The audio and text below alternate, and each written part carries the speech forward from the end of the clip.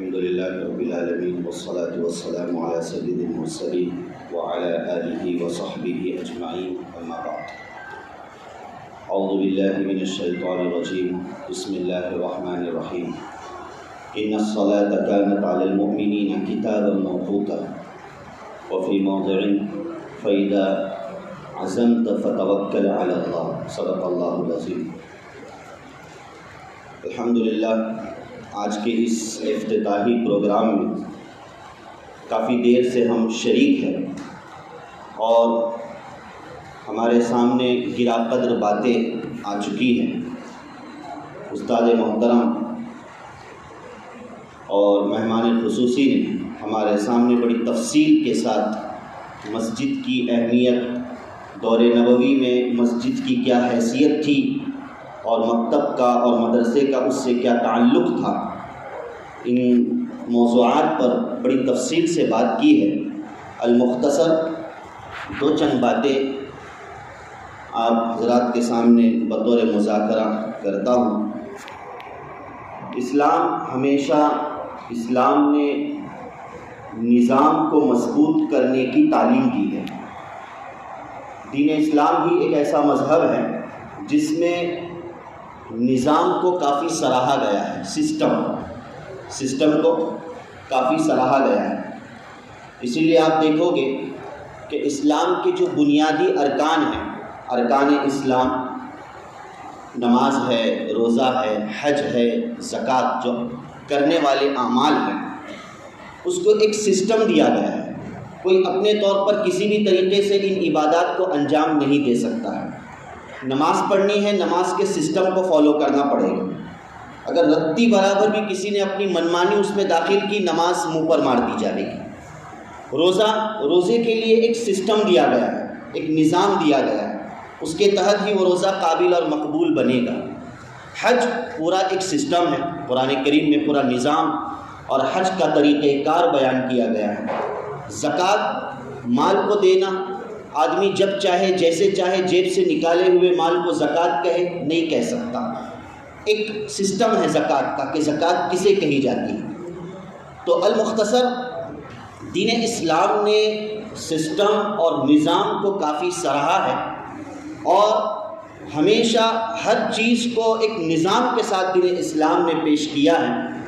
یہ ایمان والوں کے لیے ایک بہت بڑا سبق ہے کہ ہم چاہے چھوٹا کام کریں چاہے بڑا کام کریں، ہمارا ہر عمل، ہمارا ہر کام ایک نظام کے تحت ہونا چاہیے، ایک سسٹم کے تحت ہونا چاہیے. بہت سے دنیاوی امور ہم انجام دیتے ہیں، بہت سی چیزیں ہم انجام دیتے ہیں، اس میں ہم بہت زیادہ سسٹم کو فالو کرتے ہیں. تو کیا اللہ کا جو کلام ہے، جو در حقیقت اللہ نے جو کلام ہمیں عنایت فرمایا ہے، یہ تمام کلام کی سردار ہے. اب اس کی فضیلت کی طرف میں نہیں جاتا، اس کی اہمیت کی طرف نہیں جاتا، بس اتنا اشارہ کر دوں کہ یہ کلام کیا اتنا ہلکا ہے کہ اس کو بغیر سسٹم کے اور بغیر نظام کے پڑھایا جائے، اسے بغیر تنظیم کے اس کو پڑھا جائے. یہ اتنی آسان کتاب ہو چکی ہے، جبکہ دیگر کتابوں کے لیے ہم نے ایک سسٹم رکھا ہے. اسکول اور کالجز میں جو ہم سلیبس پڑھتے ہیں، پڑھاتے ہیں، اس کا ایک اپنا طریقہ کار ہوتا ہے، اس کی ایک اپنی تنظیم ہوتی ہے، ایک نظام ہوتا ہے. لیکن افسوس کہ قرآن اتنا ہمارے لیے، قرآن کریم اجنبی بن چکا ہے اور اتنی ہلکی کتاب اور خفیف کتاب بن چکی ہے کہ ہم نے اس کے لیے کوئی سسٹم نہیں رکھا. یہ بہت غلط بات ہے. یقیناً اس کے لیے تو ایک بہت منظم سسٹم ہونا چاہیے اور اس انتظام اور نظام کے ساتھ ہم اپنی نسل کو، اپنے بچوں کو قرآنی تعلیم دیں. بہت دلی مبارکباد دیتا ہوں میں اہلیان کونڈ کو. الحمدللہ انہوں نے بڑھ چڑھ کر حصہ لیا ہے. بہت کم جگہ ایسی ہوتی ہے جہاں اس طرح مسجد کے ساتھ مکتب کے نظام کو ایک ترتیب دی جاتی ہے، ورنہ اکثر یہ دیکھا گیا ہے کہ مکتب کا نظام یہ بہت بچھڑا نظام ہو چکا ہے. بہت بچھڑا نظام ہو چکا ہے. بہت کم لوگ ہوتے ہیں جو اس کو الحمدللہ سراہتے ہیں. ان میں سے یہ اہلیان کون ہے. صبح سے میں ان کی حرکات کو دیکھ رہا ہوں, ان کے سکنات کو دیکھ رہا ہوں. اللہ تعالیٰ ان کی حرکات, ان کی فکروں کو بے انتہا قبول فرمائے. اور خصوصیت کے ساتھ ہمارے مفتی صاحب نے جو اپنا عزم پیش کیا ہے, یہ کہنا لغو و مبالغہ نہیں ہوگا کہ یہ در حقیقت مجلس عزم ہے, عزم کی مجلس ہے, ایک ارادے کی مجلس ہے. ان کے ذہن میں جو ارادہ تھا, بڑوں سے پوچھ کر مشورہ کر کے انہوں نے ایک نظام کو ہمارے سامنے رکھا ہے. اللہ پاک ان کے اس نظام میں تقویت نصیب فرمائے. اللہ نے خود قرآن میں ذکر فرمایا فَإِذَا عَزَمْتَ فَتَوَكَّلْ عَلَى اللَّهِ, جب تم کسی چیز کا عزم کرو تو پھر اللہ پر بھروسہ کرو. تو در حقیقت اب ہم نے ارادہ کر لیا ہے, اب مدد اللہ کی ہونی چاہیے, اللہ سے مدد مانگنی چاہیے. جب اللہ کی مدد شامل حال ہوگی تو انشاءاللہ ہمارا خواب شرمندہ تعبیر ہوگا انشاءاللہ العزیز. بزرگوں, دوستوں, معافی چاہتا ہوں, 5 منٹ اور لے لوں کہ مسجد, جیسے میرے استاد محترم نے بڑی بہترین بات کی طرف اشارہ کیا ہے کہ اس مسجد کو ہم سمجھے کہ مسجد کی کیا حیثیت ہے. مسجد صرف 5 وقت نماز پڑھنے کی جگہ نہیں ہے. دور نبوی میں مسجد, یہی مسجد اصلاح گاہ ہوا کرتی تھی, یہی مسجد تربیت گاہ ہوا کرتی تھی, یہی مسجد دارالقضاء ہوا کرتی تھی, اور یہی مسجد قید خانہ ہوا کرتی تھی, اور یہی مسجد مدرسہ ہوا کرتی تھی. آج ہم نے تعلیم اور مسجد کو درمیان میں تفریق ڈال دی ہے, اور افسوس کہ اکثر فیصد ہمارا رجحان, میں اپنے لیول کی بات کر رہا ہوں آپسی مذاکرے کی, کہ افسوس کہ ہمارا اکثر رجحان تعلیم دین, دینی تعلیم دینے کے سلسلے میں نظام کی طرف نہیں جاتا ہے, مسجد کی طرف نہیں جاتا ہے, بلکہ ایک عام ذہن بن چکا ہے کہ بھئی اپنے بچوں کو گھر میں ٹیوشن دیا جائے. معافی چاہتا ہوں, اپنے بچوں کو دینی تعلیم کے سلسلے میں گھر میں ٹیوشن دیا جائے. ہم یہ سمجھتے ہیں کہ میرے گھر میں جو 2 بچے ہیں, کوئی مولانا صاحب آئے گے, کوئی حافظ صاحب آئے گے, میرے 2 بچوں کو خصوصیت کے ساتھ پڑھائے گے تو ظاہر ہے کہ پورا فوکس میرے 2 بچوں پر ہوگا, اور میرے بچے مسجد کے مقابلے میں پرسنل ٹیوشن سے بہت کچھ حاصل کر سکتے ہیں. یہ خیال خام است, یہ غلط خیال ہے. وہ اس لیے کہ جو اللہ کی مدد ہوتی ہے, اور جو ایک نظام کے ساتھ اللہ کی مدد ہوتی ہے, انفرادیت کے ساتھ اللہ کی بظاہر مدد نہیں ہوتی, الا یہ کہ پڑھانے والے کا توکل ہو, اور بہرحال اگلی علیحدہ چیز ہے. لیکن بہرحال نظام سے بچہ وہ کچھ حاصل کر سکتا ہے جو انفرادیت سے حاصل نہیں کر سکتا. آج تک آپ نے کبھی سنا ہے کہ وقت کے جو بڑے بڑے ہیں, امبانی ہیں, ہے نا, برلا والے ہیں, تو انہوں نے اپنے بچوں کو, امبانی جو بھی بڑے بڑے ہیں, اپنے بچوں کو اسکول میں نہیں بھیجا, اپنے گھر میں اسکول بنا لیا ہے. کبھی سنا ہے؟ ہاں, ہائی فائی اسکول میں جائیں گے وہ, لیکن بہرحال اسکول میں جائیں گے. کیوں؟ ایک نظام میں جائیں گے, ایک سسٹم میں جائیں گے, چاہے وہ سسٹم ہائی فائی کیوں نہ ہو. تو سسٹم میں جائیں گے تبھی ان کا بچہ کوالیفائڈ بنے گا, ان کا بچہ صلاحیت والا بنے گا. دین کے معاملے میں ہم کیوں یہ نہیں سمجھتے؟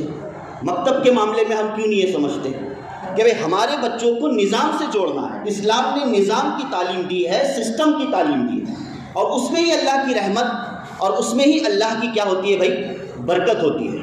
تو خدارا یہ ٹیوشن سسٹم اور ٹیوشن نظام پر ہمیں کسی نہ کسی درجے میں غور کرنے کی ضرورت ہے, اور اپنے مسجد کے مکاتب کو زندہ کرنے کی ضرورت ہے کہ ہمارے مسجد کے مکاتب کیا ہو جائے, دور نبوی کی طرح اور دور صحابہ کی طرح زندہ ہو جائے. وہ وقت نہیں ہے, ورنہ حضرت عمر فاروق رضی اللہ تعالیٰ عنہ کی وہ کارکردگی اور مکتب کے تعلق سے آپ نے وہ جو اپنے دور خلافت میں جو سسٹم قائم کیا تھا, آپ کے ماتحت میں باقاعدہ مکاتب چلا کرتے تھے, اور کس طریقے سے وہ منظم مکاتب مساجد میں چلا کرتے تھے آج تاریخ میں موجود ہے.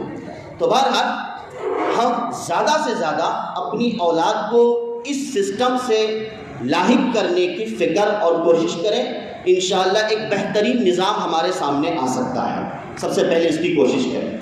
دوسری بات یہ, مفتی صاحب نے ایج اور عمر کے اعتبار سے پورا ایک نصاب ہمارے سامنے رکھا ہے کہ وہ پہلی سے پانچویں، پھر اس کے اوپر ساری چیزیں ہیں۔ الحمدللہ ضرورت ہے اس بات کی کہ مکتب کو صرف ہم قرآن کی حد تک محدود نہ رکھیں۔ یقیناً قرآن یہ ام الکتاب، ظاہر بات ہے کہ تمام کتابوں کی ماں اور بنیاد اور جڑ ہے، اس سے انکار نہیں ہے، اسی سے ساری راہ ہموار ہے، لیکن یہ کہ آج ضرورت اس بات کی ہے المختصر کہ ہم اپنے بچوں کے اندر قرآن کریم کی جو پہلی وحی جو نازل ہوئی ہے اقرأ بسم ربک، تو اپنے بچوں کے علمی نیت کو درست کرنے والے بن جائے، اور یہ مکتب کے ذریعے سے ہی ہوگا۔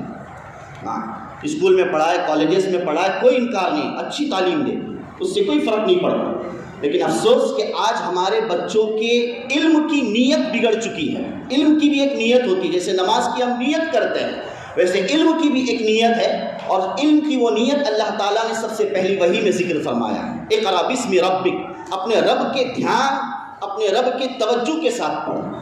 تو وہ توجہ اور وہ دھیان اللہ کا یہ یقیناً انہی مدارس اور مکاتب سے حاصل ہوگے۔ بچوں کی ذہن سازی ہوگی، انہیں بتایا جائے گا کہ تمہارا رب کون ہے، تمہارا خالق کون ہے۔ اور پھر مزید آگے بڑھ کر میں یہ بات ختم کرتا ہوں کہ مفتی صاحب الحمدللہ جو اس مسجد کے امام مقرر ہوئے ہیں، اللہ تعالیٰ ان سے خوب کام لے۔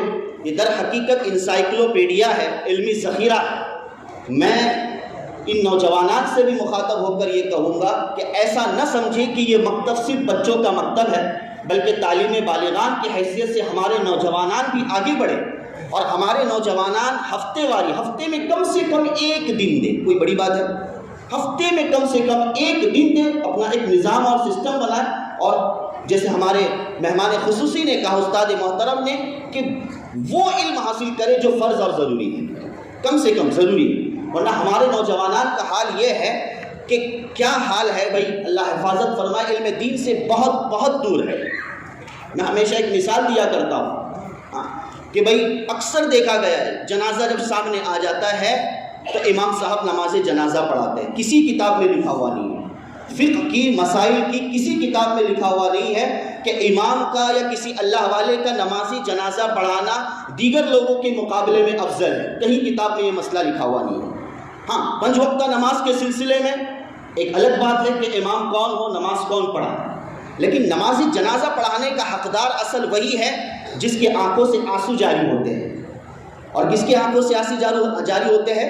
اسی بیٹے کی ہی آنکھوں سے آنسو جاری ہوگی جس کا باپ مر گیا ہو، اسی باپ ہی کے آنکھوں سے آنسو جاری ہوگی جس کا بیٹا مر گیا ہو۔ وہ جس نہج سے نماز پڑھائے گا، ایک عام مولانا، ایک عام امام وہ نماز نہیں پڑھا سکتا ہے۔ اس لیے افسوس کہ ہمیں جس باپ نے اپنی پوری زندگی سب کچھ کھپا دی ہمارے لیے، فورین میں رہ کر نہ جانے کیا کچھ نہیں کیا، بھائی ہوا کہ نہیں؟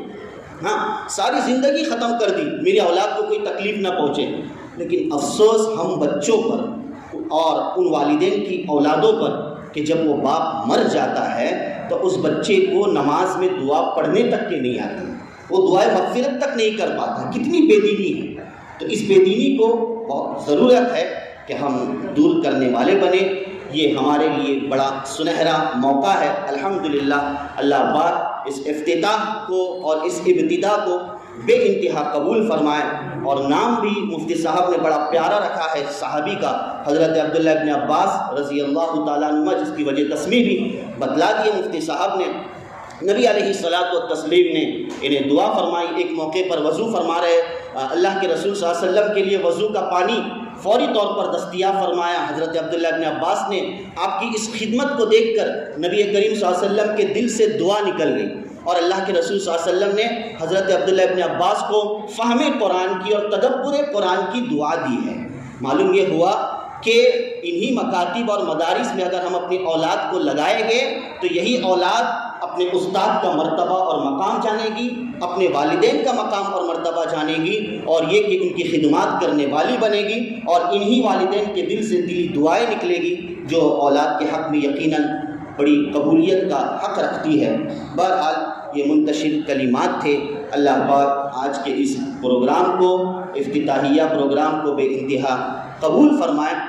اور سارے عالم کے لیے خیر اور ہدایت کا ذریعہ بنائے. آمین یا رب العالمین. وآخر دعوانا ان الحمد للہ رب العالمین.